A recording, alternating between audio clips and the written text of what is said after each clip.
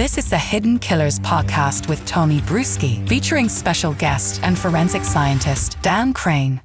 Some questionable things going on with the Colorado Bureau of Investigation, but they have attempted to nip it in the bud. But how much has been done already is the question. Yvonne Missy Woods, a CBI scientist, 29 years of tenure. This is what she has done her entire life.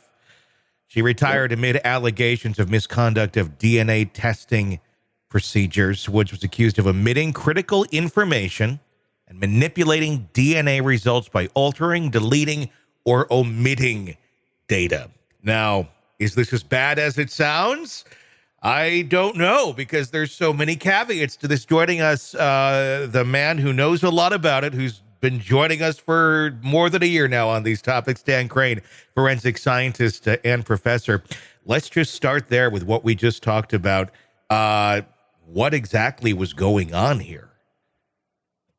Well, you asked, is it as bad as it sounds? Yeah. And I'll tell you, as a direct answer to that question, it could have been worse. Oh, okay. So there's scientific misconduct, and then there's scientific misconduct. Okay. The most egregious scientific misconduct is when an analyst does what's called dry labbing, where they essentially just fabricate the test result to inculpate an individual. So that's as bad as it gets, and it's not as if that's unheard of. There back in the 70s and 80s, there was a serologist who started working in West Virginia, and then graduated to Texas, got promoted, essentially moved up the ladder, and it was subsequently found to have been dry labbing results for many hundreds of cases. And it really came to light when somebody who was wrongfully convicted and sentenced to 2 life terms was able to have DNA testing done that proved the dry labbing had occurred. So it can be really bad.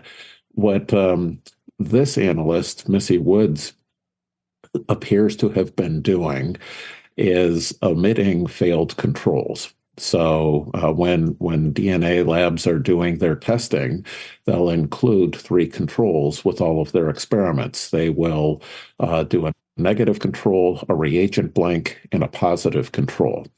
And it's fair to think of those controls as sentries. And if you think about that, even in the military sense of a sentry, just because you have a sentry doesn't mean that you don't have people sneaking past the lines. So there could be problems. But what Missy Woods, apparently now it's been determined, has been doing is in at least 652 cases, she had taken out of the file for the case controls that didn't meet her expectations. So a negative control, for instance, that showed a result, or a reagent blank that showed a DNA profile, or a positive control that failed to show the DNA profile of just the reference sample that's put in to show that the whole test kit is working. So, in other words, whenever there was some indication of contamination, it seems as if she withheld that information, didn't provide it as part of the case file. I can't quite tell, based on what's been publicly released yet, if she was replacing those files with ones that were clean from some other experiment that she had done, or if she was just omitting them, not sharing the indications of the failed control. There was an FBI analyst about 15 years ago, whose last name was Blair, as I recall, who had been found to be doing just that. When she had failed controls, she swapped out the computer files associated with the failed controls and replaced them with ones that she had generated. She had one really nice looking set of negative controls and one really nice looking positive control, and she just kept using it over and over again whenever there was a problem with the control in one of her cases. So So like I Yeah. say, it could have been worse. She could have been fabricating data. That's not what they're saying they've found so far. But in 652 cases, going back only to 2008, they haven't gone all the way back to 94 when she started. They're still working their way through. But for the past 15 years, apparently, they have 652 cases where it looks like she was playing these games with controls. Is it more difficult to do that, to fabricate this stuff with DNA versus what you had talked about that was going on in the 70s? Are there more? I mean, I guess is it more difficult to duplicate something or to get the result that you want with what we're dealing with today with DNA versus back then, or can it be just as bad as what happened back in the 70s with the technology that existed at that point? I'm the wheels are turning here. I'm trying to think how it is that one might go about doing this and what would be the worst case scenario.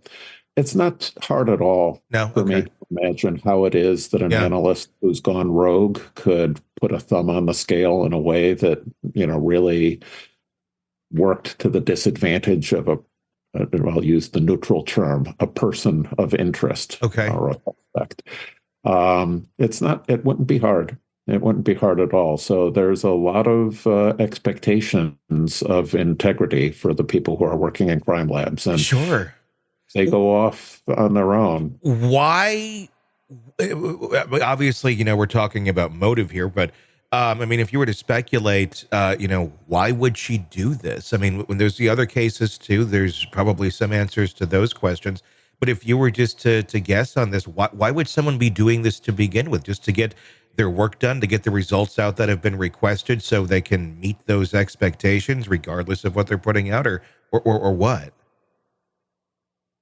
There's certainly some psychological aspects to this that are outside of my area of expertise. Sure. But I think you've already gotten a pretty good handle on what it is that might be in play. There may be a few other things as well. I think part of it might be these individuals are rationalizing it, thinking that, oh, look, what I'm doing is such a small sin, such a small transgression compared to what it is this accused criminal appears to have done, or what it is that prosecutors or law enforcement tells me this person has done, that it's not that big a deal. What I'm doing isn't that big a deal compared to what it is this person did. And it would be a shame if this person didn't have to pay a consequence for what they did just because of a small problem on my end. And it does save them time. It saves them work. And I think there's also probably a lack of appreciation for the roles that those controls play. They think, oh, hey, look, it's just a small thing. Some jerk of a defense expert's going to come in here and raise all kinds of heck about, these couple extra little peaks on this graph. We all know it's not important. So I'll just save us all the trouble of having that argument in court, and I'll just put in a good negative control that doesn't have these problems. And I think also part of it has got to be that once you do it once or twice, it becomes the barrier to doing it another time becomes less and less. You become desensitized, I think. And so that's why once you do it once, the chance of being a repeat offender goes up a lot. Want to listen ad-free? Want advanced access to all of our interviews before anyone else? Become a True Crime Today Premium Plus subscriber on Apple Podcasts. You get every episode commercial-free. So you can binge on true crime until you can binge no more. Search True Crime Today Premium Plus on Apple Podcasts now, or go to our podcast page and sign up now. More of the Hidden Killers podcast next.